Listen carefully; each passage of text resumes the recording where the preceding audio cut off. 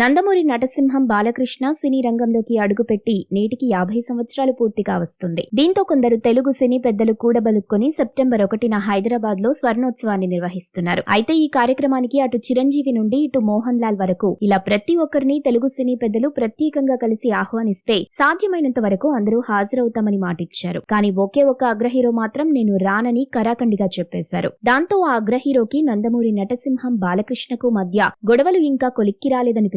దీంతో ఎవరా హీరో, అంత నిర్మోహమాటంగా తన అభిప్రాయాన్ని చెప్పింది ఎవరబ్బా అనే చర్చ నెట్టింట్లో ఊపందుకుంది. దీంతో నెటిజన్లు అందరూ ఒక్కొక్కరు ఒక్కో పేరు తెర మీదకు తీసుకొస్తున్నారు. కానీ అందరూ మాత్రం కామన్ గా కలెక్షన్ కింగ్ మోహన్ బాబు పేరే ఊహించుకుంటున్నారు. ఎందుకంటే ఈ మోహన్ బాబు మరియు బాలయ్య మధ్య అటు పార్టీ పరంగా చాలా విభేదాలొచ్చాయి. ఇప్పటికీ కూడా ఆ విభేదాలు సద్దుమనగలేదు. పొరపాటున వీళ్ళిద్దరూ ఎక్కడైనా ఒకరి ముందొకరు తారసపడినా ఎడమొహం పెడమొహం పెట్టుకుని వెళ్లిపోయేవారు. మీరు ఇలాంటి ఇంట్రెస్టింగ్ న్యూస్ అప్డేట్స్ మరిన్ని తెలుసుకోవడానికి ఇప్పుడే మా ఛానల్ ని లైక్ చేయండి, ఫాలో చేయండి, సబ్స్క్రైబ్ చేయండి.